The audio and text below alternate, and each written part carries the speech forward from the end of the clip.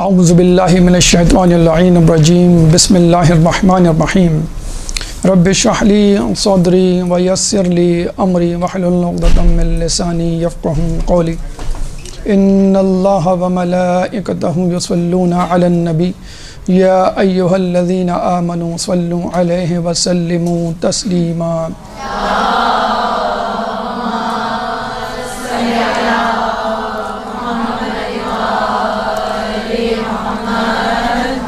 سب سے پہلے تو آپ تمام لوگوں کو پہلے دن اس مدرسے میں آنے پر بہت بہت مبارکباد کہ حدیث میں آیا ہے کہ جب اللہ تعالیٰ کسی کے لیے بھلائی کا ارادہ کر لے تو اس کو علم دین سے نواز دیتا ہے۔ تو بہت خوش قسمت ہیں ہم تمام افراد کہ جن کو اللہ تعالیٰ نے علم دین کی طرف رغبت سے نوازا۔ آج آپ کا کچھ لوگوں کا بلکہ شاید 65% لوگوں کا پہلا دن ہے، اور ہمیں یہ بتلایا گیا ہے کہ لوگ دور دراز علاقوں سے تشریف لائے ہیں، اور جن علاقوں کے نام بتائے گئے ہیں وہ یقیناً یہاں سے 20-25 کلومیٹر دور ہیں۔ تو اللہ تعالیٰ آپ کو اس مسافرت اور ان مشکلات جن سے گزر کے آئیں، یہ تو ظاہری یا مادی مشکلات تھی، روحانی مشکلات سے بھی آپ گزرے ہوں گے، اور پھر جو ہے علم دین حاصل کرنے کے لیے آپ نے اس مدرسے میں قدم رکھا ہوگا۔ کرونا کرائسس اپنے عروج پر ہے، معاشی ابتری، سیاسی افراتفری، تمام قسم کی آزمائشیں اور ابتلاءات جو ہیں وہ ہمارے آس پاس موجود ہیں۔ تو سلام ہے ان لوگوں کو کہ جو ان پرآشوب صورتحال اور حالات سے مقابلہ کرتے ہوئے اپنے اپنے حالات پہ ڈٹے ہوئے ہیں، اپنے اپنے محاذ پہ ڈٹے ہوئے ہیں۔ موضوع ہمارا ہے موجودہ حالات اور ہماری ذمہ داریاں۔ اللہ تعالیٰ سورہ مدثر آیت نمبر 30، سورہ مدثر قرآن کا 74واں سورہ ہے، چیپٹر 74 ورس نمبر 30 میں فرماتا ہے وَعَلَيْهَا 19 اور اس یعنی جہنم پر 19 فرشتے، 19 فرشتے متعین ہیں۔ جب کفار نے یہ آیت سنی تو رسول اللہ کا بہت مذاق اڑایا اور یہ کہا کہ اللہ تعالیٰ کو 19 سے کیا غرض، 20 کر دیتا، 25 کر دیتا، اور 19 ہی کیوں، 1 یا 2 فرشتے کافی ہیں۔ تو جن لوگوں نے لفظ حروف یا عدد 19 کا مذاق اڑایا، آج وہ اپنی قبروں میں رو رہے ہوں گے کہ اللہ تعالیٰ نے 20ویں صدی کے 20ویں سال کووڈ-19 یعنی 19 کا سزا یا تحفہ کہہ لیجیے اس انسانیت کو دیا کہ جو اپنے گھمنڈ میں مبتلا ہے۔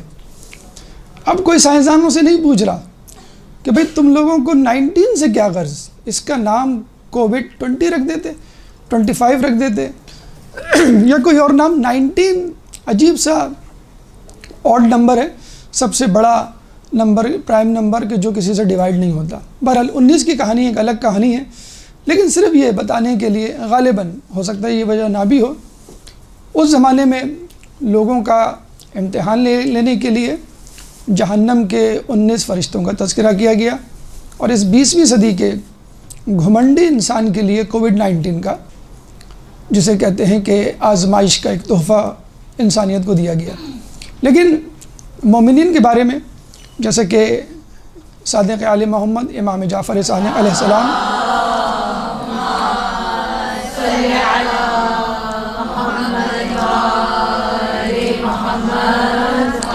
جب ان کا وقت آخر آتا ہے، شہادت سے چند ہی ساعت پہلے ان کی کنیز ان کو دیکھ کے روتی ہے، تو امام فرماتے ہیں کہ تم کیوں رو رہی ہو؟ تو کنیز فرماتی ہیں کہ آپ کی حالت دیکھ کے، کیونکہ زہر نے ان کے تمام جسم پر اثر کر رکھا تھا۔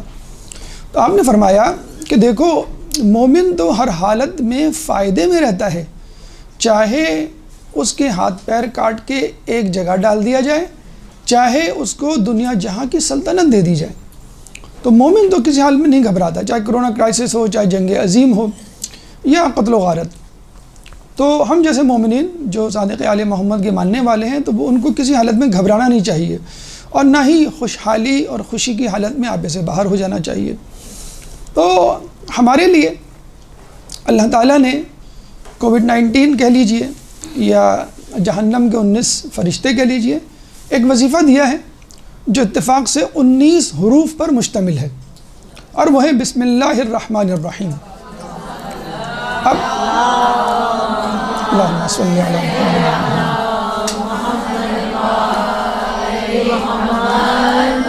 اب آپ کو جو کام شروع کرنا ہے بسم اللہ الرحمن الرحیم پڑھیے، ہاتھ دھونا ہے، سینیٹائزیشن کرنی ہے، بسم اللہ الرحمن الرحیم پڑھیے، ماسک پہننا ہے، بسم اللہ الرحمن الرحیم پڑھیے، گھر سے باہر نکلنا ہے، بسم اللہ الرحمن الرحیم پڑھیے۔ 19 حروف پر مشتمل 19 حروف وظیفہ 19 حروف پر مشتمل کووڈ-19 کو انشاءاللہ شکست دے گا۔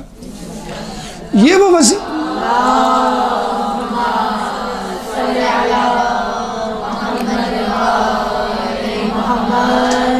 اس وظیفے کی افادیت کا اندازہ اس بات سے لگا لیجئے، ایک کافرہ نے اس بسم اللہ کو پڑھا تھا تو وہ نمرود کی آگ سے بچ گئی تھی۔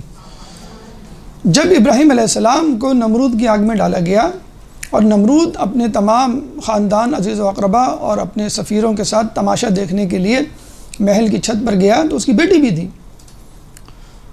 تمام لوگ تماشا دیکھ رہے تھے، لیکن ابراہیم علیہ السلام تو یا نار کونی بردم و سلامن علی ابراہیم کے مصداق بڑے مزے سے جیسے ڈرائنگ روم میں بیٹھے ہوں جبرائیل علیہ السلام سے گپ شپ کر رہے تھے۔ لیکن جسے کہتے ہیں نا کہ جس کے دل میں ایمان کی رمق ہو تو وہ ایمان تک، اسلام تک، حق تک پہنچ جاتا ہے۔ تو نمرود کی بیٹی جب یہ تماشا دیکھ رہی تھی تو اس کے دل میں یہ خیال آیا کہ یہ آگ میں کیوں نہیں جلے۔ کسی طرح اس کی رسائی ابراہیم علیہ السلام تک ہو گئی۔ جب پوچھا آپ کیسے بچے تو ابراہیم علیہ السلام نے کوئی بہت لمبا چوڑا فلسفہ بیان نہیں کیا۔ دیکھیے یہ بھی ایک تربیت کا انداز ہے، جو کم علم ہو، جو جاہل ہو، جو بچہ ہو، جو بہت زیادہ علم نہیں رکھتا ہو، چھوٹا سا اس کو ہوم ورک یا پروجیکٹ دیں، اس پہ وہ کام کریں، انشاءاللہ بڑھتے بڑھتے صرف یہ کہا کہ میں نے بسم اللہ الرحمن الرحیم پڑھی اور اللہ پہ توکل کر کے اس پہ چھلانگ لگا دی۔ اور اس نے بھی صرف یہ پوچھا کیا اگر میں بسم اللہ الرحمن الرحیم پڑھوں اور اس طرح چھلانگ لگاؤں میں بچ جاؤں گی؟ ابراہیم نے کہا کیوں نہیں، اگر تم میرے اللہ پہ مکمل ایمان رکھ کے چھلانگ لگاؤ۔ دوبارہ کہتے ہیں یہ چھت پہ گئی اپنے محل کے اور وہاں سے چھلانگ لگائی اور نمرود کی آگ سے بچ گئی۔ تو بسم اللہ الرحمن الرحیم ایک آزمودہ جسے کہتے ہیں کہ وظیفہ ہے، اور جسے کہتے ہیں کہ ہم تو اس عقیدے کے ماننے والے ہیں کہ جن کے بارے میں کہا گیا ہے کہ جو غم حسین میں روئے گا اس کا آنسو اگر گال تک بھی پہنچ گیا تو اس پہ جہنم حرام، اور اس آنسو کو جہنم کی آگ میں ڈال دیا جائے تو جہنم کی آگ ٹھنڈی ہو جائے۔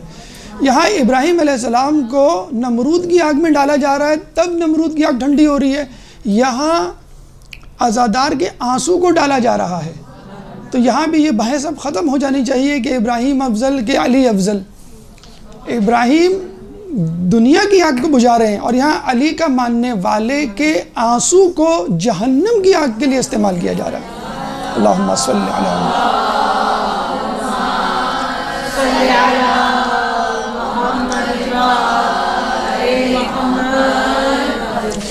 تو ہمیں بسم اللہ الرحمن الرحیم پڑھنا ہے ہر کام سے پہلے، لیکن اس مرحلے پہ آدمی یہ سوچتا ہے کہ میں کام کیا کروں، کیونکہ کنفیوژن اور انفارمیشن بلکہ ڈس انفارمیشن کا دور دورہ ہے۔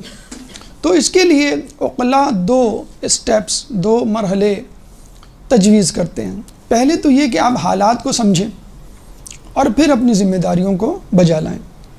حالات کیا ہیں اور پھر آپ کی اپنی ذمہ داریاں، کیونکہ آپ اپنے آپ کو حالات سے الگ نہیں کر سکتے۔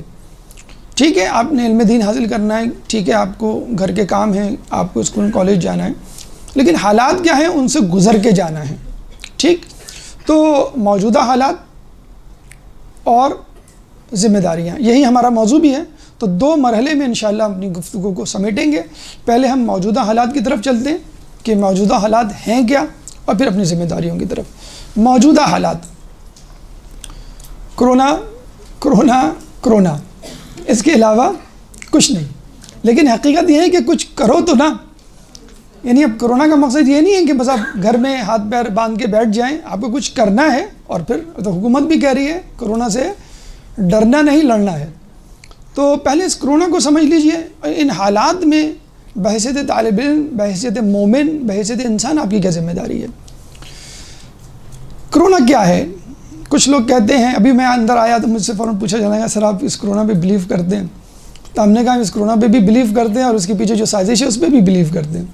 تو دیکھیے، کچھ لوگوں کا کہنا ہے کہ کرونا ایک سازش ہے، کچھ لوگ کہتے ہیں کرونا ایک سزا ہے، کچھ لوگ کہتے ہیں کرونا ایک آزمائش ہے، اور کچھ بعید نہیں، 2 in 1 یا all in 1، موبائل میں بہت سارے فنکشنز ہوتے ہیں ایٹ دا سیم ٹائم، تو یہ کرونا ان تینوں چیزوں پر مشتمل ہو، مثلا کسی کے لیے سازش ہو، کسی کے لیے سزا ہو، اور کسی کے لیے آزمائش ہو۔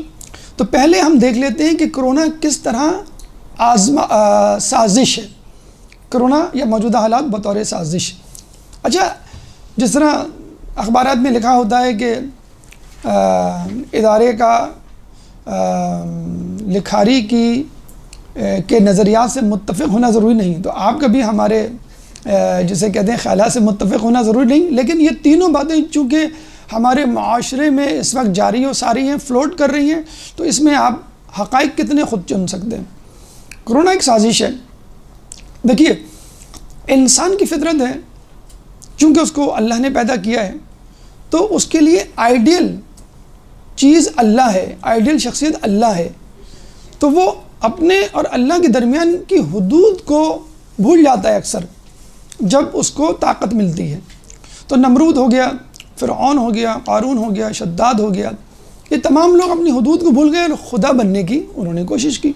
اسی طرح آج کل کا انسان بھی ہے، وہ چاہتا ہے کہ میں خدا بن جاؤں، طاقتور حکومتوں اور طاقتور قوموں کی بات ہو رہی ہے، اور میں پوری دنیا پہ غلبہ حاصل کر لوں۔ تو فرعون نمرود کے زمانے میں بس وہ جہاں تک دیکھ سکتے تھے وہ سمجھتے تھے کہ بس یہی دنیا ہے اور میں اس پوری دنیا کا بادشاہ ہوں، یعنی خدا ہوں۔ تو آج کل کا انسان چونکہ ٹرانسپورٹ اویلیبل ہے، مواصلات، سیٹلائٹس، ذرائع ابلاغ اویلیبل ہیں، تو کہتا ہے کہ نہیں، میں جہاں رہتا ہوں اس کے علاوہ بھی دنیا ہے، اس کے علاوہ بھی بر اعظم ہے، اس کے علاوہ بھی ممالک ہیں، تو وہ چاہتا ہے کہ تمام چیزوں پہ، تمام ملکوں پہ قبضہ کر لے۔ تو قبضہ کرنے کے مختلف طریقے ماضی میں رائج رہے۔ پہلے تو یہ تھا کہ بھائی آپ جو ہیں وہ دھاوا بول دیں کہیں پہ اور اس جگہ کو اپنی کالونی بنا لیں، کولونیلزم جسے کہتے ہیں۔ تو فرانس والے جو ہیں وہ چلے گئے افریقہ کی طرف، اور انگریز جو ہیں وہ بر صغیر اور وسط ایشیا کی طرف، مڈل ایسٹ کی طرف، عرب ممالک کی طرف آ گئے، اور انہوں نے وہ بڑی لمبی چوڑی ایسٹ انڈیا کی کہانی آپ نے پڑھی ہوگی پاکستان اسٹڈیز میں، کس طرح یہاں کے لوگوں کو بیوقوف بنایا، ڈیوائڈ اینڈ رول کر کے اس پہ حکومت کی۔ جب انہوں نے دیکھا کہ بھائی اس میں انرجی، پیسہ اور ذلت بھی ہے، کیونکہ عوام کو پتہ چل جاتا ہے جلد یا بدیر کہ یہ باہر کے لوگ ہیں اور یہ کبھی بھی ہمارا بھلا نہیں چاہیں گے، بلکہ ہم کو نچوڑیں گے اور ہمارا استحصال کریں گے، ایکسپلائٹیشن کریں گے، تو انہوں نے جو ہے وہ پہچان لیا۔ پھر آپ نے دیکھا ہوگا 1857 کی جنگ آزادی بھی ہوئی وغیرہ وغیرہ، انہوں نے وائنڈ اپ کیا اور واپس چلے گئے۔ پھر انہوں نے کہا کہ ہمارے جانے کے بعد بھی ہم ایسے حکمرانیاں چھوڑ جائیں گے یا ایسی اسٹریٹجی چھوڑ جائیں گے کہ یہ لوگ آپس میں لڑتے رہیں اور بات ہماری ہی مانیں، ہماری غیر موجودگی میں۔ تو انہوں نے جاتے جاتے ڈیوائڈ اینڈ رول، ہر جگہ ایک ڈسپیوٹڈ ایریا رکھ دیا، پاکستان اور انڈیا کے درمیان کشمیر رکھ دیا، یمن اور سعودیہ کے درمیان سرحدی قضیہ رکھ دیا، ہر جگہ، اور پھر ایسے کٹ پتلی حکمران وہاں مقرر کر دیے جو ان کی زبان رکھتے تھے۔ پھر ان کو یہ فکر ہوئی کہ عوام بھی ان کی بولی بولے، تو انہوں نے میڈیا کا استعمال کیا۔ اب وہ میڈیا کے استعمال سے آپ نے دیکھا ہوگا کہ ہمارے کپڑے بدل گئے، ہمارے ذائقے بدل گئے، ہمارے کھانے بدل گئے، ہماری زبان بدل گئی۔ ہم بہت فخر کرتے ہیں انگلش بولنے میں، ہم بہت فخر کرتے ہیں پیزا، بروسٹ اور برگر کھانے میں، ہم فخر کرتے ہیں انگریزی لباس پہننے میں، ہم بہت فخر کرتے ہیں انگریزی ممالک جانے میں یا ان کی نیشنلٹی حاصل کرنے میں۔ تو یہ طریقہ اپنایا جائے کہ برین واش کیا جائے، برین ڈرین کیا جائے۔ جب اس سے بھی کام نہیں چلا، انہوں نے کہا کہ نہیں، ہم چاہتے ہیں کہ وہاں پہ موجود جو معدنی ذخائر ہیں ان سے استفادہ کریں، وہاں پہ جو مارکیٹس ہیں یعنی کاروباری حوالے سے ان پہ جو ہے وہ قبضہ کریں۔ تو انہوں نے جو ہے وہ میڈیا کا استعمال کیا، سوشل میڈیا کا استعمال کیا۔ اس کے بعد انہوں نے کہا کہ نہیں ہم چاہتے ہیں معدنی ذخائر لیں، تو انہوں نے بایولوجیکل ویپنز، حیاتیاتی ہتھیار کا استعمال کیا کہ راکٹ میں مثلاً ایک وائرس لگا دیا، بیکٹیریا ملا دیا، اور جب وہ وہاں گیا، کیمیکل ویپنز کہہ لیجیے، پہلے کیمیکل ویپنز آئے پھر بایولوجیکل ویپنز، جب وہ وہاں پھٹتا تھا تو وہاں پہ وائرس، بیکٹیریا، بیماری پھیل جاتی تھی۔ انہوں نے کہا کہ اس سے بھی ہماری سیکریٹس آؤٹ ہو رہی ہے اور پتہ چل رہا ہے کہ یہ میزائل کہاں سے آیا ہے۔ اب جو لیٹسٹ ویپن ہے وہ یہ ہے کہ کوئی عالمی وبا پھیلا دی جائے، اور ایسی پھیلا دی جائے کہ جس میں جہاں کے لوگ بھی متاثر ہوں، فائدہ ہمارا ہی ہو، اور اس میں کوئی خرچہ بھی نہیں ہے، بہت چیپ ہے۔ وائرس کو آپ نے جا کے کہیں پہ چھوڑ دیا۔ اب تو یہ کہ ہیلی کاپٹر اور ڈرون کے ذریعے وائرس کے جو ہے جو جراثیم ہے، وائرس جو ہے وہ اس کو چھوڑا جا رہا ہے۔ ابھی خبر آئی تھی کچھ عرصے پہلے، 6 مہینے 8 مہینے پہلے، کہ سمندر کے بیچوں بیچ ایک جہاز کھڑا تھا اور وہ کسی بھی جگہ جزیرے پہ لنگر انداز نہیں ہو رہا تھا، کیونکہ کرونا ہر جگہ دنیا میں پھیلا ہوا تھا۔ انہوں نے کہا ہم سمندر کے بیچ میں رہتے ہیں تاکہ کرونا سے محفوظ رہیں جب تک یہ پینڈیمک ختم نہیں ہوتا۔ پتہ چلا جہاز میں لوگوں کو کرونا ہو گیا، اور جب تحقیق کی پتہ چلا کہ اوپر جو ہیلی کاپٹر اور ڈرون گزر رہے تھے انہوں نے باقاعدہ کرونا وائرس کا چھڑکاؤ کیا۔ تو اتنا زیادہ جسے کہتے ہیں کہ وہ یہ وبا پھیلی ہوئی ہے۔ اچھا، میں پھر کہہ رہا ہوں کہ اس میں چاہیں تو آپ آدھی بات پہ یقین کریں، آدھی بات پہ نہیں یقین کریں، تمام باتیں بتائی دی جا رہی ہیں، آپ خود ریسرچ کر لیں۔ تو چیپ جسے کہتے ہیں کہ ان لوگوں کو پڑا کہ آرام سے ہو گیا۔ دوسری بات یہ جو چپ آپ سن رہے ہیں نا کہ جو آپ کے باڈی میں ڈالی جائے گی جلد یا بدیر، مطلب جو بول رہا ہے، جو سازش کو ڈسکلوز کر رہا ہے، وہ بھی اس کا شکار ہونے والا۔ جیسے پولیو کے وائرس کے آپ نے اب دیکھا ہوگا، پولیو ویکسین ہمیں پلائی جاتی ہے، چاہے ہم ایران کے ایئرپورٹ پہ اتریں، چاہے ہم UAE پہ اتریں، چاہے ہم امریکہ پہ اتریں۔ تو اب تو یہ ویکسین جو ہے وہ ہر کسی کو دی جائے گی، اس وقت تک آپ کا پاسپورٹ نہیں بنے گا جب تک آپ یہ ویکسین نہیں لیں گے۔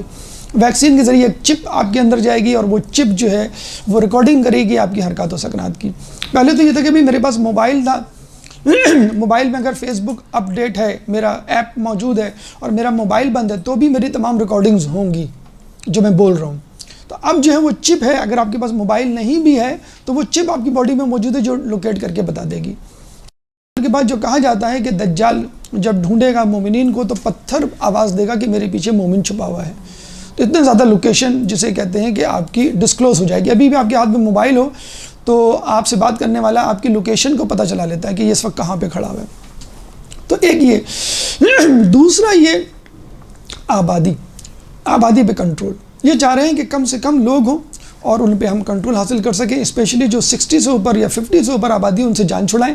اسپیشلی 60 سے اوپر آبادی کے بارے میں وہ کہتے ہیں یہ تو ریٹائرڈ لوگ ہوتے ہیں اور ان کو جو ہے ہمیں پینشن بھی دینی پڑتی ہے، ان کو جو ہے وہ کنسیشن دینی پڑتی ہے، ان کو ٹرانسپورٹیشن، ہیلتھ، ہر چیز فری ہوتی ہے۔ تو یہ تو نقصان ہے، یہ تو برڈن ہے ہماری حکومت پہ، اور ان کو آگے جا کے مرنا ہے۔ اگر ہم بچے کو کچھ دیں تو اس کو آگے جا کر حکومت کی باغ ڈور سنبھالنی ہے، کچھ خدمات انجام دینی ہے۔ تو اس پاپولیشن سے بھی وہ چھٹکارا حاصل کرنا چاہ رہے ہیں۔ پھر وہ اجتماعات سے چھٹکارا حاصل کرنا چاہ رہے ہیں کہ جہاں 4 لوگ جمع ہوں گے، ویوز ایکسچینج ہوں گے تو ہماری سازشیں بے نقاب ہوں گی۔ حج کا مثلاً اجتماع ہے، بلکہ حج کے اجتماع سے شاید ان کو اتنا بڑا خوف اور ڈر نہیں ہے جتنا 40 کے اجتماع سے ان کو ڈر و خوف ہے، عاشور کے اجتماع سے ان کو ڈر اور خوف ہے، اور یہ تعداد مسلسل بڑھتی جا رہی ہے۔ 1 لاکھ 2 لاکھ کروڑ 2 کروڑ 4 کروڑ، مطلب وہ یہ ڈر خوف میں مبتلا ہیں کہ اگر یہ 4 کروڑ کا رخ جو ہے وہ ہماری طرف ہو گیا تو کیا ہوگا۔ کسی نے کیا خوب جملہ کہا ہے کہ امام نے بلایا نہیں ہے تو 4 کروڑ پہنچ گئے۔ اگر امام جو ہے وہ آواز دے لیں ظہور کے بعد تو کتنے لوگ پہنچ جائیں گے۔ اللہم صلی علی۔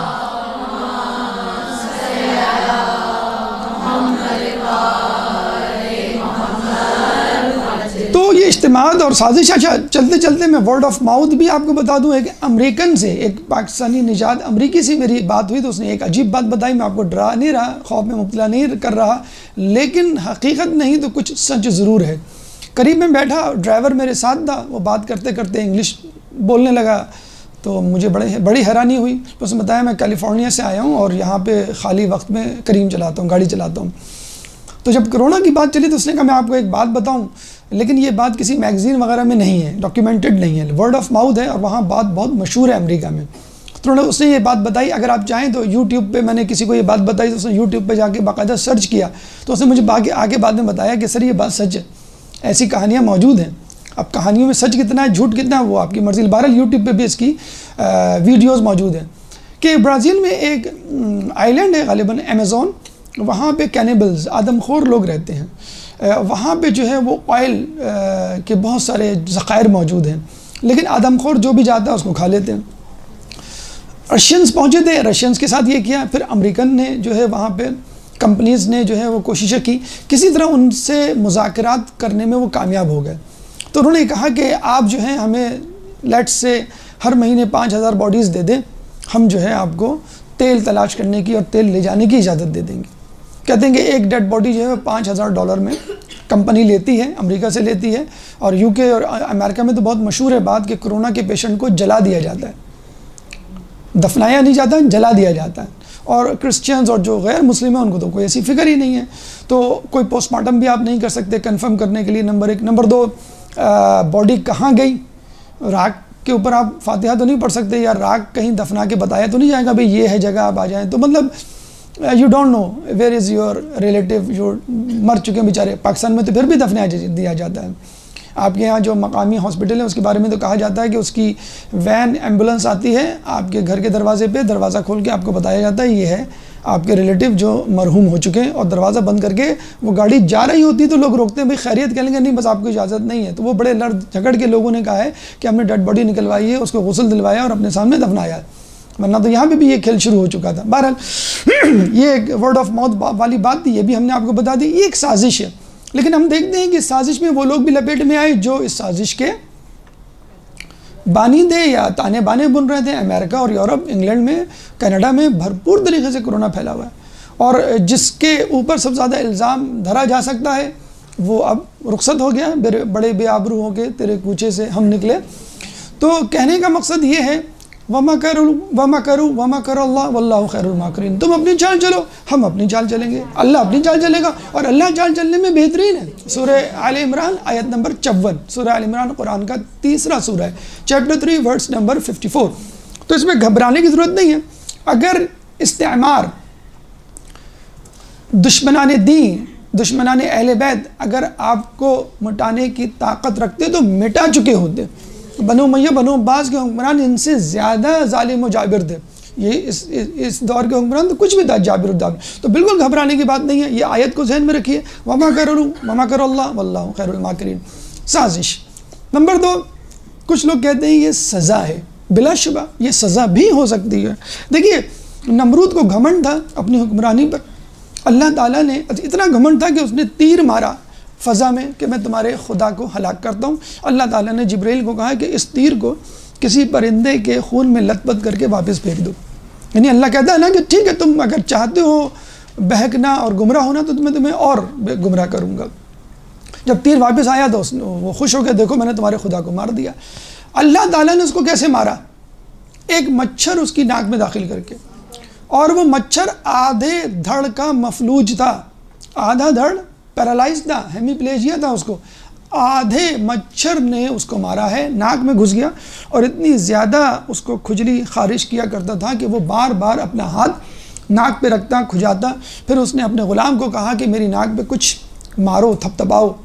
جب تھپتھپانے سے کام نہیں چلا تو اس نے کہا کہ یہ جو جوتا پڑا ہے یہ اٹھا کے مارو، شاید یہ مچھر حرکت کرنا رک جائے۔ تو جب اس کو مارا جاتا تھا، یعنی ناک پہ مارا جاتا تھا اور مچھر پہ کچھ اثر ہوتا تھا، جیسے چھپکلی وغیرہ ہمارے گھر میں ہوتی ہے، آپ مارتے ہیں تو ایک دم سے چلی جاتی، تو وہ مچھر رک جاتا تھا، حرکات و سکنات نہیں کرتا تھا، اریٹیشن خارج نہیں کرتا تھا، تو اس کو تھوڑی دیر کے لیے آرام آتا تھا۔ تو وہ مچھر سے نہیں مرا، کیونکہ مچھر مسلسل اس کو کاٹتا رہتا تھا، جو جوتے اس کو پڑے، جوتے مار مار کے وہ مر گیا۔ تو کہنے کا مقصد یہ ہے کہ نمرود اتنا بڑا بادشاہ جوتوں کی مار کھا کے اس دنیا سے رخصت ہوا۔ اللہ تعالیٰ نے ہر دنیا میں ہر دور میں گھمنڈیوں کا علاج رکھا ہے۔ ابرہہ کو دیکھ لیجئے، بڑے بڑے ہاتھی لے کر آئے اور وہ یہ سمجھے کہ بس یہ مرعوب ہو جائیں گے، اتنے بڑے ہاتھی دیکھ کے بے ہوش ہو جائیں گے اور اب ہم کو کوئی نہیں نکال سکتا اور روک سکتا خانہ کعبہ کو ڈھانے سے۔ ان کو کس نے ہلاک کیا؟ اونٹوں نے ہلاک کیا یا ان سے بڑے کسی جانور نے؟ ابابیل نے، وارسل علیہم طیرا ابابیل، چھوٹی چھوٹی ابابیلوں نے جا کر ان کو جو ہے، وہ بھی ابابیل نے بھی نہیں، ابابیل کی چونچوں میں موجود کنکریوں میں نہیں، فجعلہم کعصف ماکول، ان کو کھایا ہوا بھس کر دیا۔ قوم عاد، قوم سمود، بڑا گھمنڈ تھا اپنی طاقت پر، وہ درخت کے تنے کو یوں اس طرح اکھاڑ لیا کرتے تھے، پہاڑوں کو کھود کر کاٹ کے، یعنی اتنی بڑی بڑی مشینیں ان کے پاس تھیں اور اتنے بڑے ہاتھ پیر تھے، اس میں گھر بنا کے اندر رہا کرتے تھے۔ ان کو اپنی طاقت پہ بڑا گھمنڈ تھا۔ ان کو کس نے ہلاک کیا؟ ہوا نے۔ بالکل پتنگوں کی طرح وہ اڑا کرتے تھے جب جو ہے وہ ہوا چلی تھی۔ آج کل کے انسان کو بھی کہتے ہیں کہ ہر دور میں نبی کو اس دور کے حالات و واقعات کے حساب سے معجزہ دیا گیا۔ موسیٰ علیہ السلام کے دور میں جادوگری کا بہت زیادہ چرچا تھا۔ اللہ تعالیٰ نے موسیٰ علیہ السلام کو معجزہ دیا کہ تم رسی پھینکو یا عصا پھینکو تو وہ سانپ میں تبدیل ہو جائے۔ عیسیٰ علیہ السلام کے دور میں جو ہے وہ طب کا بڑا چرچا تھا، تو اللہ تعالیٰ نے آپ کو لیپرسی اور نابینا افراد بلکہ مردہ افراد کو زندہ کرنے کا معجزہ عطا کیا۔ آج کل کے دور کے انسان کو سائنس پہ بڑا گھمنڈ ہے۔ اس کو یہ گھمنڈ ہے کہ ہم مریخ اور چاند کو فتح کر سکتے ہیں۔ دنیا تو بہت دور کی بات ہے، ہم تو چاند اور مریخ کی بات کر رہے ہیں۔ تو اسٹیفن ہاکنگ کہا کرتا تھا کہ we can read the mind of God, ہم خدا کا ذہن پڑھ سکتے ہیں۔ جب اس نے دیکھا کہ سائنس اور ترقی کر رہی تو اس نے کہا we can manage the universe without God, ہم خدا کے بغیر یہ کائنات چلا سکتے ہیں۔ جیسے نوجوان لڑکا باپ سے کیا کہتا ہے جب اس کے پیر میں باپ کا جوتا آ جاتا ہے؟ بابا آپ کو کیا معلوم کہ پیسہ کیسے کمایا جاتا ہے؟ خیر لڑکیاں بھی یہی کہتی ہیں، امی آپ کو کیا معلوم آج کل فیشن کیسے ہوتا ہے؟ آپ وہی اپنے پرانے زمانے کے کالے مقنے پہ جو ہے وہ گزارا کر رہی ہیں۔ تو آج کل کے انسان کو گھمنڈ کو ایلن جو امریکہ کی اینکر ہے، وہ ٹاک شو کرتی ہے اور اس کے ٹاک شو میں پریزیڈنٹ، پرائم منسٹرز اور بڑے بڑے لوگ آتے ہیں۔ وہ کہا کرتی تھی ایک دفعہ میں نے خدا کو، یہاں تو توہین رسالت پہ بات ہو رہی ہے، وہاں تو توہین الہی تک بات پہنچ گئی ہے۔ تو وہ کہتی ہے کہ میں نے خدا کو دیکھا کہ وہ مغموم اداس بیٹھا ہوا ہے۔ تو میں نے خدا سے پوچھا کہ آپ اداس کیوں ہیں؟ تو خدا نے کہا کہ میں اداس اس لیے ہوں کہ nobody gets impressed with me، کوئی مجھ سے امپریس ہی نہیں ہوتا، متاثر ہی نہیں ہوتا۔ انہوں نے کہا کیوں؟ کہ سائنس نے اتنی ترقی کر لی ہے، اتنا آگے چلا گیا ہے انسان، اتنی ترقی، اتنی خوشحالی کہ اب مجھ سے کوئی مانگتا ہی نہیں ہے کچھ، اور مجھ سے کوئی متاثر ہی نہیں ہوتا۔ تو اس نے مزید دیکھی کتنا مذاق اڑایا، تو اس نے خدا سے پوچھا اچھا what is the latest invention, آپ نے کون سی ایسی ایجاد دیکھی جس کی وجہ سے آپ کہہ رہے ہیں کہ اتنی بڑی بڑی انوینشنز کر لی؟ کہ میں نے کموڈ کا فلش دیکھا کہ کس طرح ایک دم سے پانی آتا ہے اور گندگی کو لے جاتا ہے۔ یہ مذاق امریکہ کی ٹی وی پہ ایلن نامی اینکر، آپ لکھیں آپ کو پتہ چل جائے گا۔ تو کہنے کا مقصد ہے یہ صرف ٹی وی اینکر کی بات نہیں کر رہے، ہم سائنسدانوں کی بات کر رہے ہیں۔ تو جو کہہ رہے ہیں کہ ہم خدا کو اگر ہے بھی so what, do the hell with, ہم نعوذ باللہ ہم خود کام کر لیں گے، خدا کو ہٹاؤ بیچ میں سے۔ اگر نمرود کی طرح کہ میں اس کو تیر ماروں گا خدا مر جائے گا، انہوں نے کہا بھائی ٹھیک ہے خدا آ بھی گیا بیچ میں تو ہم اس کو اڑا کے رکھ دیں گے۔ تو خدا نے نمرود کو مچھر بھیجا تھا، آج کل کے انسان کو کرونا وائرس۔ ٹھیک ہے اس کرونا وائرس سے تم جان چھڑا کے دکھاؤ۔ تو انسان کی فطرت ہے، اجتماعی طور پہ نہیں، انفرادی طور پہ اپنے آپ کو چیک کیجئے۔ آپ کے اندر بھی بعض وقت تکبر آ جاتا ہے، اب مجھے کوئی نہیں روک سکتا، اب میں بہت آگے چلا گیا ہوں، میں بہت کما رہا ہوں، میرے آس پاس بہت زیادہ لوگ ہیں، میں شہرت کے جو ہے عروج پر ہوں اور ہر کوئی میری بات مانتا ہے، میں جو کہتا ہوں وہ سچ ہو جاتا ہے، وغیرہ وغیرہ۔ کلا ان الانسان لیطغی ان رآہ استغنی، سورہ علق آیت نمبر 6 اور 7۔ سورہ علق قرآن کا 56واں سورہ ہے، چیپٹر 96 ورس نمبر 6 اور 7۔ کلا ان الانسان لیطغی، بے شک انسان طغیانی پر اتر آتا ہے، ان رآہ استغنی، جب وہ دیکھتا ہے کہ وہ مستغنی، بے نیاز ہو گیا ہے کہ بھئی مجھے کیا فکر، میرے پاس تو بہت کچھ ہے۔ انفرادی طور پہ، اجتماعی طور پہ انسان گھمنڈ میں جسے کہتے ہیں کہ وہ مبتلا ہو جاتا ہے۔ تو انسان کو یاد رکھنا چاہیے، قل سیروا فی الارض کیف کان عاقبۃ المکذبین، تم دنیا میں گھومو پھرو اور دیکھو اللہ تعالیٰ نے جھٹلانے والوں کو، جھوٹوں کا کیا انجام کیا۔ تو آپ پاس ہسٹری پڑھیے اور آپ کو پتہ چل جائے گا کہ گھمنڈ یا تکبر کرنے والوں کا اللہ تعالیٰ نے کیا انجام کیا۔ تو کرونا سازش بھی ہو سکتی ہے، کرونا جو ہے وہ سزا بھی ہو سکتی ہے۔ اور ایک اور چیز، کیا کرونا آزمائش ہے؟ اللہ تعالیٰ سورہ عنکبوت آیت نمبر 2 اور 3، سورہ عنکبوت قرآن کا 29واں سورہ ہے، چیپٹر 29 ورس نمبر 2 اور 3۔ اللہ فرماتا ہے کہ ام حسب الناس ان یترکوا ان یقولوا آمنا، کہ کیا انسان نے یہ سمجھ رکھا ہے کہ وہ ایسے ہی چھوڑ دیا جائے گا فقط یہ کہنے پر کہ میں ایمان لایا، وَهُمْ لَا يُفْتَنُونَ، اور اس کو آزمایا نہیں جائے گا، لقد. تو آپ کو مختلف طریقوں سے آزمایا جائے گا، ہر قسم کی آزمائش. اب آپ کے پاس چوائس نہیں ہے. اب یہ نہیں کہتے مجھے مال کی آزمائش دے، مجھے جان کی آزمائش دے، یا مجھے فلاں آزمائش دے. نہیں، کوئی بھی آزمائش کسی وقت بھی آ سکتی ہے. آپ کو ثابت قدمی کا مظاہرہ کرنا ہے. یہ 3 چیزیں ہو گئیں. سازش بھی ہے، سزا بھی ہے، آزمائش بھی ہے. اب ہماری ذمہ داری کیا ہے؟ میں نے حیث المجموعی طالب علم کی حیثیت سے، ایک ملازم کی حیثیت سے، کاروباری آدمی کی حیثیت سے، ایک گھریلو خاتون کی حیثیت سے، ایک طالب علم کی حیثیت سے کیا ذمہ داری ہے؟ سب سے پہلے اگر ہم ان موجودہ حالات میں کرونا کو مثلاً سازش سمجھتے ہیں تو اس سازش کا مقابلہ آپ کو کیسے کرنا ہے؟ علم کے ذریعے. وہ علم کہ جو آپ کو حالات سے باخبر کرے، جس کو ہم عام فہم زبان میں معلومات کہتے ہیں.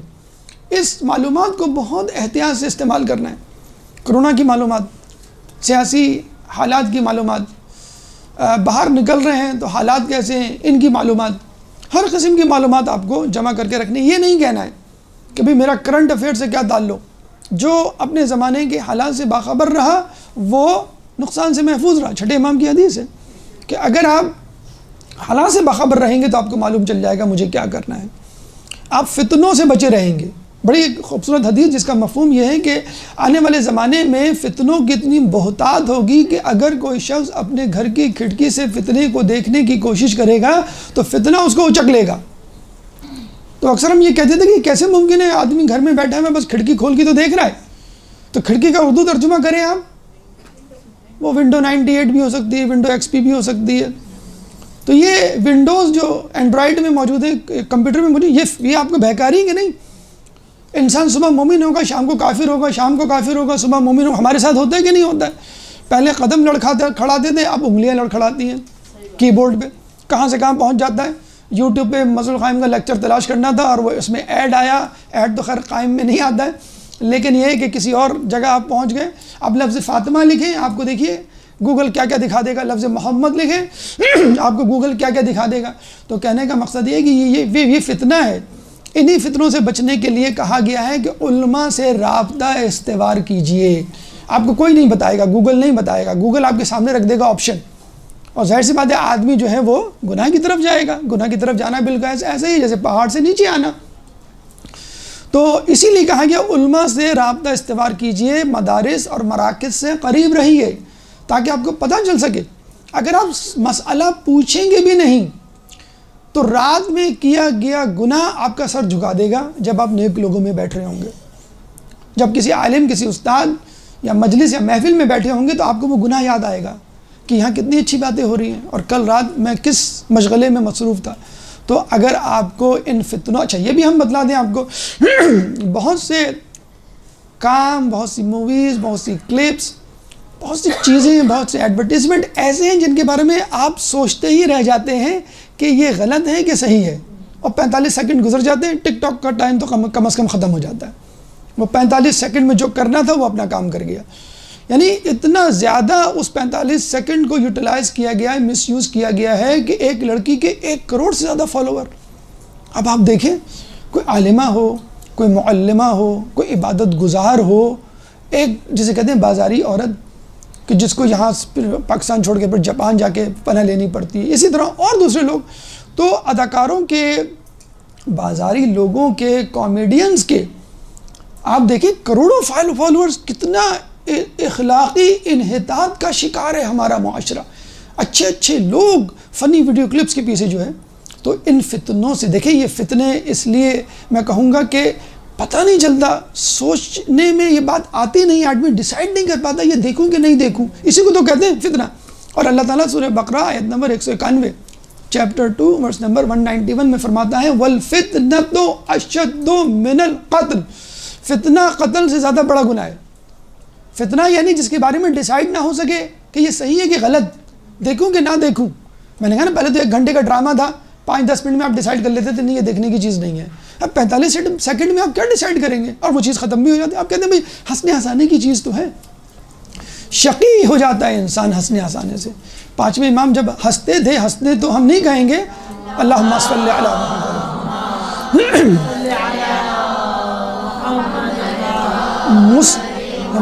عجل فرجہم، وہ مسکراتے تھے تو کہتے تھے فرن اللہم لا تمقتنی، اللہ مجھے چھوڑنا مت۔ صرف مسکرانے پہ ہمارا امام، ایک شخص چوتھے امام کے پیچھے جاتا ہے، ان کی نقل کرتا ہے چلنے میں، اور ان کی عبا اتار کے پہن لیتا ہے اور ان کی ایکٹنگ کرتے ہوئے چلتا ہے۔ امام پیچھے مڑ کے دیکھتے ہیں تو بھاگ جاتا ہے، لوگوں سے پوچھتے ہیں یہ کون ہے؟ کہنا یہ کامیڈین ہے، یہ مزاح کرتا ہے اور اس سے پیسہ کماتا ہے۔ آج کل کے کامیڈین بھی یہی کر رہے ہیں۔ تو امام نے کہا اس کو کہہ دینا کہ قیامت کے دن وہ شخص سب سے زیادہ افسوس کرے گا کہ جس نے اپنا کام، اپنا وقت فضول کاموں میں خرچ کیا ہو۔ یہ نہیں کہا جس نے جہاد نہ کیا ہو، جو بے نمازی ہو، جس نے زنا کیا ہو، جس نے جھوٹ بولا ہو، جس نے چوری کی ہو، یہ نہیں کہا، جس نے اپنا کام فضول کاموں میں خرچ کیا۔ کیوں؟ فضول کاموں کے بارے میں پتہ ہی نہیں چلتا۔ تو یہ فتنہ ہے، والفتنہ تو اشد من القتل۔ پھر علم دین، جو حقیقی علم ہے اس کے بارے میں کہا گیا ہے العلم نور، علم جو ہے وہ نور ہے جو ہمیں بتاتا ہے راستہ کیسا ہے۔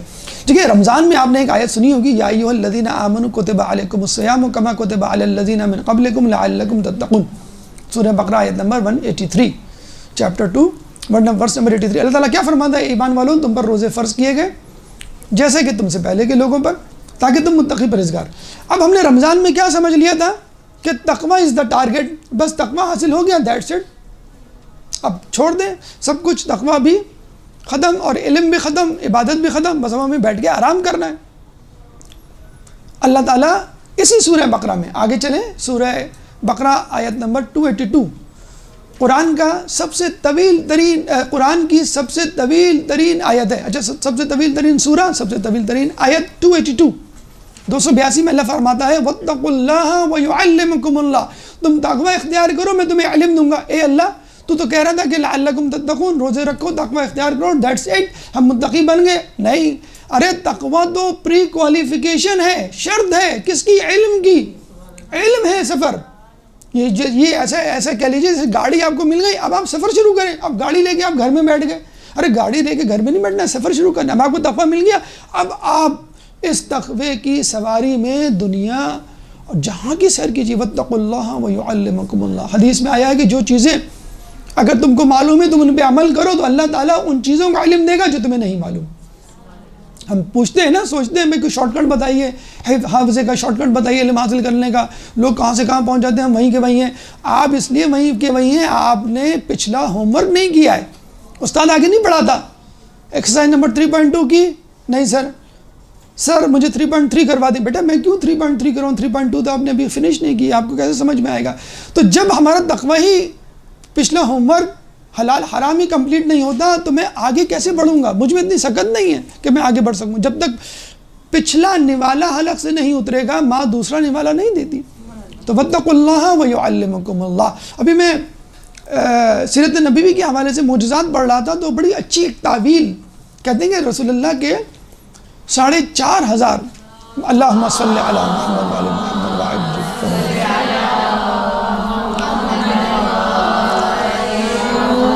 4,500 معجزات منقول ہیں کتابوں میں۔ چند معجزات آپ نے پڑھے ہوں گے لیکن وہ مکمل نہیں ہے، لیکن ایک معجزہ جس کے بارے میں جو ہے تعویلات کی گئی اور اس کو بہت خوبصورتی کے ساتھ علم سے جوڑا گیا اور بہت اچھا لگا، میں آپ کے سامنے پیش کرتا ہوں۔ رسول اللہ کا سایہ نہیں تھا۔ دیکھیں ابھی اگر میں مجلس پڑھوں تو میں بہت بڑی لفاظی کر سکتا ہوں۔ مثلا رسول اللہ کے سائے تھے اور سائے کا سایہ نہیں ہوتا، اور فوراً واہ واہ کریں گے اور آپ جو ہے وہ درود پڑھیں گے، بھئی کیا بات ہے، کیا کہنے، حقیقت ہے۔ کیوں کہ اللہ کہتا ہے، یعنی جو حدیث کا مفہوم ہے کہ جب انسان کمال بندگی پہ پہنچ جاتا ہے تو اللہ اس کی آنکھ بن جاتا ہے، وہ نہیں دیکھتا، اللہ دیکھتا ہے۔ اللہ اس کی زبان بن جاتا ہے، وہ نہیں کہتا، اللہ کہتا ہے۔ اللہ اس کے ہاتھ بن جاتا ہے، وہ نہیں کرتا، اللہ کرتا۔ اللہ اس کے پیر بن جاتا ہے، وہ نہیں چلتا، اللہ، یعنی اب اس کے ہر کام میں اللہ کی تائید الہی شامل ہوتی ہے۔ وما رمیت اذ رمیت، کہ تم نے جو کنکریاں پھینکی تم نے نہیں پھینکی، ہم نے پھینکی۔ اب اللہ اس کے ہر کام کے، تو اگر اللہ ہر کام کے پیچھے ہوتا ہے تو ٹھیک ہے، اللہ کا مظہر ہے رسول جو کام کر رہے ہیں سمجھ لو۔ وما ينطق عن الهوى ان هو الا وحی یوحى، وہ اپنے ہوائے نفس سے کچھ نہیں کہتے سوائے اس کے جو ان کو وحی کی گئی ہوتی ہے۔ اس میں کوئی مذائقہ نہیں اس تعویل کو لینے میں۔ دوسری تعویل اس پہ بھی آپ اچ کر اٹھیں گے کہ بھائی دنیا میں ہر چیز کا سایہ ہوتا ہے فقط نور کے، نور کے سوا کسی کا سایہ، اللہ کا رسول جو ہے وہ نور تھا تو اس کا سایہ نہیں تھا۔ لیکن تیسری تعویل بہت ہی خوبصورت تعویل ہے، ایک پریکٹیکل تعویل ہے۔ ان تعویلات سے رسول اللہ کے فضائل تو ثابت ہو جائیں گے، جو 2 تعویلات میں نے آپ کو بتائیں، لیکن مجھے کیا کرنا ہے سمجھ میں نہیں آئے گا مجھے کیا۔ لیکن تیسری تعویل میں آپ کے لیے ایک عملی پیغام۔ تیسری تعویل کیا ہے؟ اللہ تعالیٰ پسند نہیں کرتا تھا کہ رسول کا سایہ کہیں پڑے اور اس پر کسی کے قدم پڑے، یہ ہے اصل تعویل۔ اچھا، اس میں عملی سبق کیا ہے؟ عملی سبق ہمیں اس وقت پتہ چلا کہ جب ہم نے ایک پاکستانی مصنف کا دورہ اٹلی پڑھا، وہ اٹلی کی یونیورسٹی میں لیکچر دینے گئے، پھر وہاں پر موجود ایک پروفیسر کے ساتھ واپس آئے، دھوپ نکلی ہوئی تھی، دوپہر کا وقت تھا، وہ برآمدے میں جا کے کہیں ٹھہر گئے، بات کرنے لگے تو سورج ان کے آگے تھا، ان کا سایہ پیچھے پڑ رہا تھا۔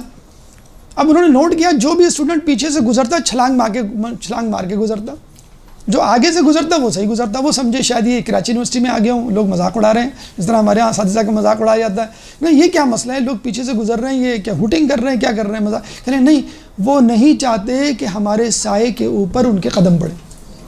یہ یورپ کا ملک ہے، جبھی تو وہ لوگ آگے ہیں، کیوں؟ اساتذہ کی۔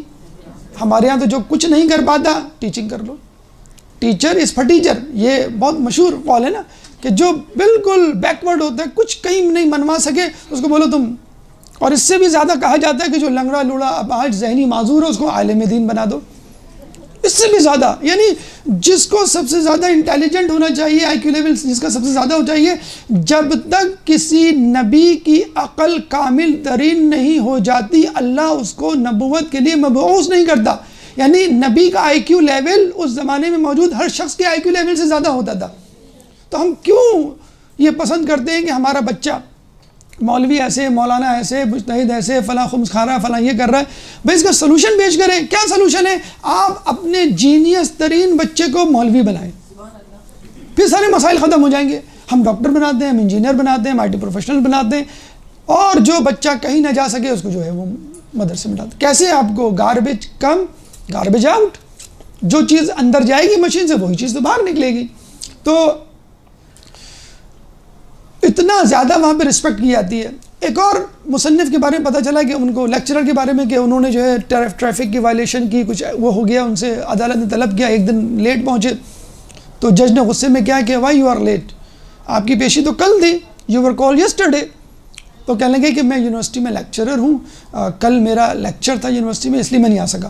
ارے وہ جج اچھل کے اپنی جگہ پہ کھڑا ہو گیا اور اس کے ساتھ تمام وکلا، تمام حاضرین محفل کھڑے ہو گئے۔ Are you a teacher? Sorry to say like this. اس سے معذرت کی جج نے کہ آپ ٹیچر ہیں، مجھے پتہ نہیں تھا۔ ایک اور ادیب امریکہ کے، آپ جتنا برا بھلا کہہ رہے ہیں امریکہ اور یورپ کو، بہرحال علم کے قدردان ہیں، اساتذہ سے محبت کرتے ہیں، یہ علم کی قدردانی اور علم سے محبت ہے جو آگے پہنچے ہیں، جو جن کی وجہ سے ہمیں جوتے پڑ رہے ہیں، جو اس قابل ہو گئے ہیں کہ وہ ہمیں ذلیل و رسوا کر رہے ہیں اور ہم ذلیل و رسوا ہونے کے لیے تیار ہیں۔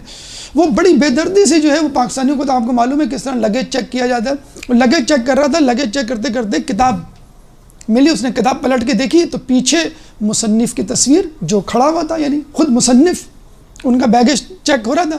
تو اس نے کہا are you author, are you writer of this book? کہنے لگا ہاں میں اس بک کا آتھر ہوں، رائٹر ہوں۔ کہنے سوری میں نے آپ کا سامان چیک کیا، ویری سوری، اور دوبارہ اس نے ان کا سامان چیک کر ان کو بغیر چیکنگ کے آگے بھیج دیا۔ تو یہ عزت ہے۔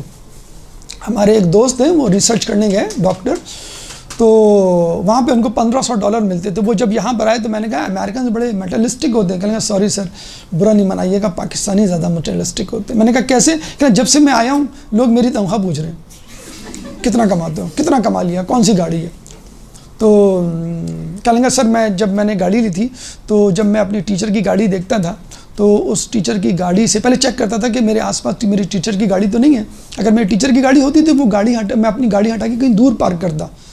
تو میں نے اس کو حوصلہ دیا، کندھے پہ ہاتھ رکھا کہ بیٹا کوئی ایسا مسئلہ نہیں ہے، تمہارے پاس بھی نئی گاڑی آ جائے گی، پروفیسر بنتے بنتے انشاءاللہ تم اتنا کما لو گے۔ کہنا نہیں سر میری گاڑی میرے پروفیسر کی گاڑی سے اچھی ہے۔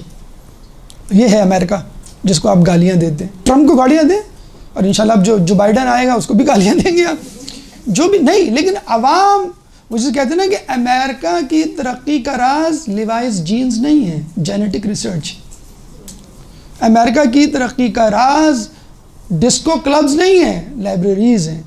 ہم نے گناہوں کو پکڑ لیا ہے کہ شاید ہم گناہوں میں ملوث ہو کے جو ہے ہم آگے نکل جائیں گے۔ تو آپ علم حاصل کریں گے، عالم کی عزت کریں گے، کتابوں کو ٹائم دیں گے، تو اللہ تعالیٰ ضرور آپ کو ترقی پسند قوموں کی صف میں شامل کرے گا. درود پڑھ دے محمد والے محمد.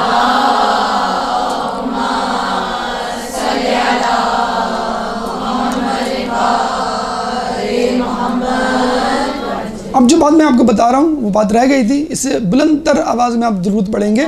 نہیں ابھی نہیں، ابھی مجھے بتانے دیں بات. نہیں ابھی بتانے دیں بات، پھر آپ پڑھیے گا. امریکہ میں سب سے زیادہ سبجیکٹس ہیں، یعنی اگر آپ کو ریسرچ کرنا ہے، بعض اوقات بہت ہی غیر معروف سبجیکٹ یا فیلڈ ہوتی ہے، وہ کہیں ملتی ہی نہیں، تو پتہ لگے وہ امریکہ میں مل جائے گی. ٹھیک ہے، تو دنیا میں جتنے بھی علوم ہیں ان علوم کی فیلڈز، ڈپارٹمنٹس وہاں موجود ہیں. اور جب کیلکولیٹ کیے گئے تو یہ کتنے ڈپارٹمنٹس یا فیلڈز آف نالج نکلی پتہ ہے آپ کو؟ 10⁻⁶ 1 ملین. 1 ملین برانچز ہیں. ہم تو میڈیکل انجینئرنگ کے علاوہ کچھ پتہ ہی نہیں ہے ہم کو نا. 1 ملین برانچز ہیں. ٹھیک ہے، اب آپ سنیے. رسول کا آخری وقت تھا، مولا علی کو بلایا اپنے اوپر، مولا علی کے اوپر چادر رکھی، کچھ دیر باتیں کی، راز و نیاز کی، اور علی واپس چلے گئے. جیسے حدیث قصہ میں ہوا تھا، اس میں یہاں پہ بھی ہوا. جب وہ باہر نکلے تو لوگوں نے پوچھا، اے علی تم کو اللہ کے رسول نے کیا بتایا، کیا باتیں ہوئی؟ مولا نے کیا جواب دیا؟ اللہ کے رسول نے مجھے 1000 باب علم دیے، ہر علم سے 1000 ابواب علم نکلتے ہیں. 1000 ضرب 1000 کتنے ہوئے؟ اور 10⁻⁶ کتنے کیا کہلاتے ہیں انگلش میں؟ ملین. تو ملین مولا کو دیے گئے تھے. مولا کے ماننے والوں کے پاس یہ تمام نالج ہونی چاہیے. امریکہ یہ نالج کر کے کیا کر رہا ہے؟ تو کتنی افسوس، کتنی جسے کہتے ہیں کہ اہانت کی بات ہے کہ ہمارا علم جو مولا علی کو دیا گیا تھا، 1 million branches, fields of knowledge, وہ امریکہ کے پاس موجود ہے. خیر، اس میں بھی کوئی گھبرانے کی بات نہیں. علم مومن کی گمشدہ میراث ہے، اسے حاصل کرو، چاہے منافق کے سینے سے حاصل کرنی پڑے، کیونکہ علم جب تک مومن کے سینے میں نہیں جاتا قرار نہیں پاتا، جس طرح مچھلی پانی میں جائے بغیر قرار نہیں پاتی.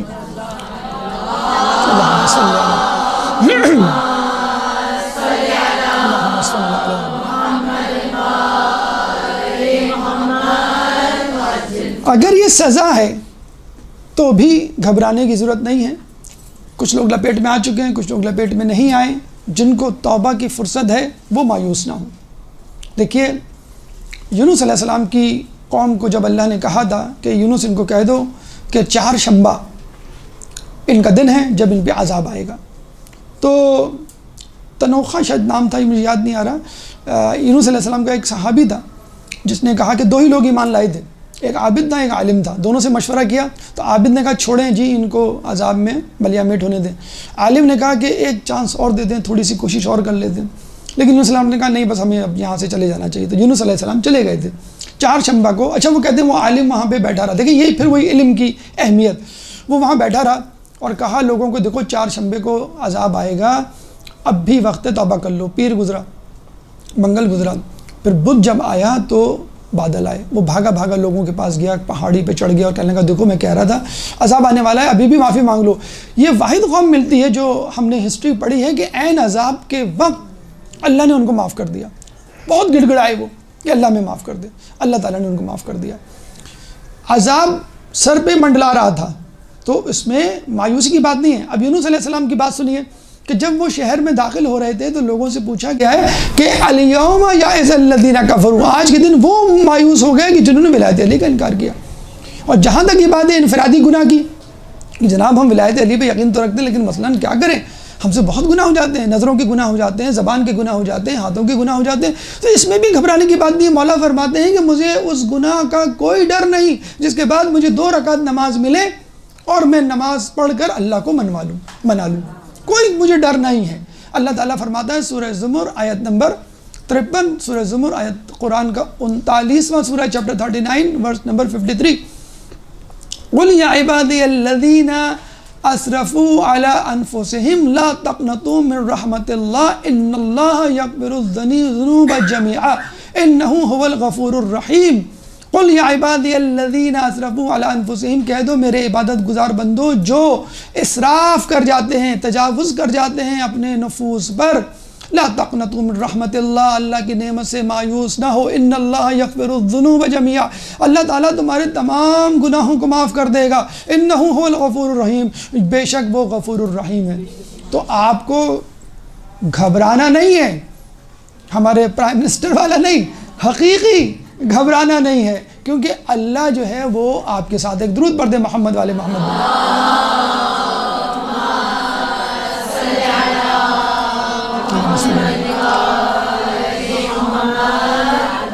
اگر یہ آزمائش ہے تو بھی فکر کو کوئی بات نہیں، صبر۔ چھٹے امام کا ہم نے آپ کو سنا دیا ہے۔ کون سا ایسا وقت گزرا ہے جن میں شیعان علی بے محب اہل بیت پر مصیبت کا وقت نہیں آیا ہو؟ بنو امیہ بنو عباس کے زمانے کے مظالم اس سے زیادہ سخت تھے، اب تو پھر بھی کوئی سخت نہیں ہے۔ اور کربلا سے بڑھ کر ظلم کیا ہو سکتا ہے کہ جس کے اختتام پر شہزادی کی زبان مبارک سے کیا جملہ نکلا، ما رأیت الا جمیلا، ہم نے اللہ کے حسن کے سوا کچھ نہیں دیکھا۔ تو صبر کیجئے، اور اگر اس سے زیادہ کر سکتے ہیں تو شکر کیجئے کہ آپ کو اللہ تعالیٰ نے اس قابل سمجھا کہ آزمائش میں مبتلا کیا۔ بس آخر میں ایک پیغام کہ کتنی مصیبت کیوں نہ آ جائے، کتنی شکست و ریخت کا سامنا ہو، کتنی ہی بری جسے کہتے ہیں کہ آپ کو بیماری لگ جائے، نقصان ہو جائے، آخری فتح ہماری ہوگی۔ کہتے ہیں کہ جب امام کا ظہور ہوگا، اللہم صلی علی محمد،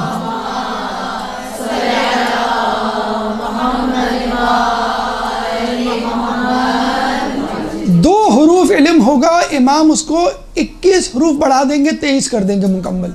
کیسے؟ اپنے چاہنے والوں کے سر پہ ہاتھ رکھیں گے، عقل کامل ہو جائے گی۔ اب ان کا عقل کا ظرف اتنا وسیع ہو جائے گا کہ تمام کا تمام علم سمیٹ لے گا۔ جو 21 سال تک پہنچ جائے گا اور جس نے علم دین نہیں حاصل کرا ہوگا، حلال حرام نہیں سیکھا ہوگا، امام اس کو کوڑے سے سزا دیں گے۔ تو وہاں بات پھر وہی آ جاتی ہے علم کی۔ اور ایک عجیب حدیث، آپ اس کو 2 طریقے سے لے سکتے ہیں۔ دیکھیں آج کل تمام انرجی سولر انرجی میں کنورٹ ہو رہی ہے، آپ نے دیکھا ہوگا۔ آج کل جو ہے بلب جل رہے ہیں، گاڑیاں چل رہی ہیں، بڑے بڑے تجربات ہو رہے ہیں، لوگوں نے سولر پینل لگا لیے ہیں۔ کہاں یہ جا رہا ہے کہ پیٹرول، ڈیزل، گیس، ہر قسم کی، حتیٰ کہ الیکٹریسٹی بھی ختم ہو جائے گی، سولر انرجی سے سارا کام ہوگا۔ یعنی سورج source of energy, source of life. حقیقت میں سورج آلریڈی سورس آف لائف ہے، لیکن ایک عجیب حدیث ہم پڑھتے ہیں امام کے ظہور کے وقت، جب امام ظہور کریں گے تو پوری دنیا سورج سے بے نیاز ہو جائے گی۔ اب وہ علم کا سورج ہوگا یا ایندھن کا ہوگا یا نعمتوں کا ہوگا، لیکن ہم اللہ سے دعا کرتے ہیں کہ اس سورج سے مکمل طور پہ استفادہ کرنے کی توفیق عطا فرما۔ یا اللہ جو کچھ سنا اور پڑھا اس پہ عمل کرنے کی توفیق عطا فرما، علم دین حاصل کرنے کی توفیق عطا فرما، تعلیمات اہل بیت کو گھر گھر پہنچانے کی توفیق عطا فرما، جو پریشان حال ہیں ان کی پریشانی کو دور فرما، جو بے روزگار ہیں ان کو رزق حلال عطا فرما، جو رزق حلال کما رہے ہیں ان کے رزق حلال میں برکت عطا فرما، جو زندان میں ان کو رہائی عطا فرما، جو گمشدہ ہیں ان کو پیاروں سے ملا، جو سفر میں ہیں ان کو منزل تک پہنچا، دنیا میں جہاں جہاں لوگ ظلم و ستم کا نشانہ بنے ان سے ظلم و ستم کو دور فرما، کرونا اور جس بھی بیماری میں لوگ مبتلا ہیں بیمار کربلا کے صدقے ان سے اس بیماری کو دور فرما۔ ربنا تقبل منا انک انت السمیع العلیم وتب علینا انک انت التواب الرحیم برحمتک یا ارحم الراحمین۔